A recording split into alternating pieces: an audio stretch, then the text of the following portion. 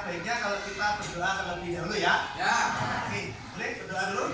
Bismillahirrahmanirrahim. Alhamdulillahirabbil alamin. Arrahmanirrahim. Oke, sebelum kita masuk ke dalam materi, saya absen dulu untuk kehadirannya ya. Andistia Ilham ada? Ada. Alia Kansa ada?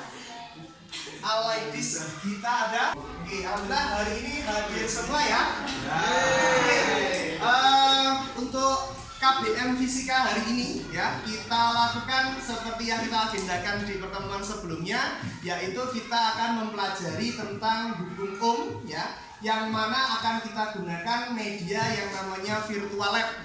Jadi kalian tidak perlu repot-repot untuk datang ke laboratorium fisika, kemudian merangkai satuan alat itu ya, kit listrik itu cukup beresiko ya. Jadi kalau misalkan kamu atau kalian itu salah merangkai, itu bisa jadi alatnya meletus. Maka dari itu, karena kita sekarang sudah berada di era digital ya, jadi ada yang namanya virtual lab.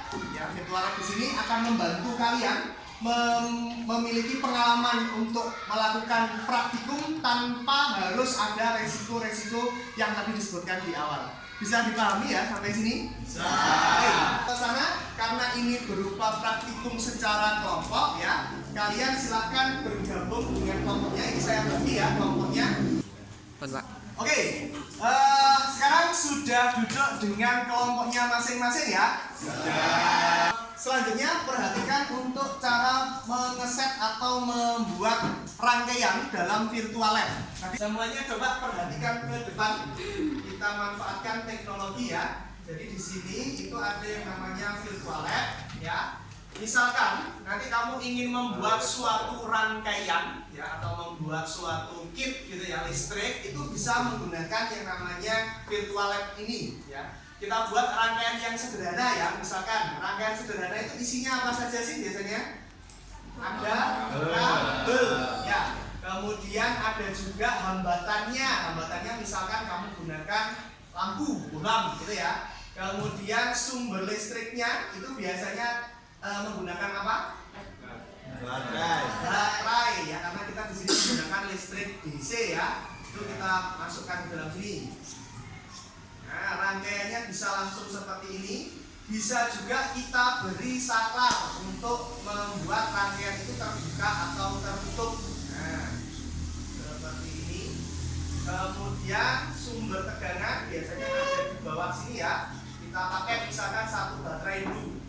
Nah, kira-kira seperti itu. Tinggal disusun seperti puzzle ya. Menggunakannya seperti puzzle saja. Tinggal disusun. Kemudian, nah di sini diberi dihubungkan ya kabelnya. Nah, ternyata yang terjadi bisa dilihat bohlamnya itu menyala. Ini menunjukkan bahwa dalam rangkaian tersebut sudah ada apa? Arus yang mengalir. Ya, arus yang bisa dipahami sampai sini. Oke, silakan kerja dengan kelompoknya masing-masing. Oke, sebelum kita melakukan praktikum ya untuk pengambilan data, kita buat dulu keyakinan kelas ya. Jadi kita buat suatu keyakinan kelas. Bagaimana kalau misalkan kita buat pada saat kita melaksanakan praktikum ya atau pengambilan data, seluruh yang ada di dalam kelas atau anggota kelas tidak boleh makan dan minum. Bagaimana? Setuju? Setuju. Oke, kita sepakati ya sebagai keyakinan kelas kita hari ini bahwa pada saat melaksanakan pengambilan data praktikum hari ini itu tidak ada yang boleh makan dan minum. Gitu ya? Oke, boleh kita lanjutkan untuk melakukan praktikum. Ya.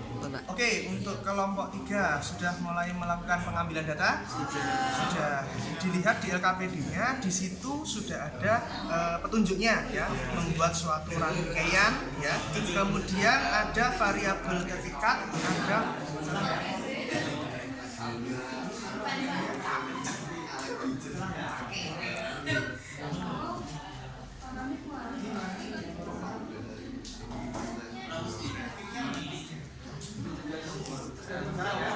Assalamualaikum warahmatullahi warahmatullahi wabarakatuh. Waalaikumsalam warahmatullahi wabarakatuh. Selamat pagi teman-teman. Kami dari kelompok 3, perkenalkan saya Robian Ducayono. Saya Rizka Raidi. Saya Salma Sani Putri. Saya Ferdinand Terus. Saya Kaisang Karika. Kali ini kita akan mempresentasikan tentang laporan hasil praktikum hukum UM.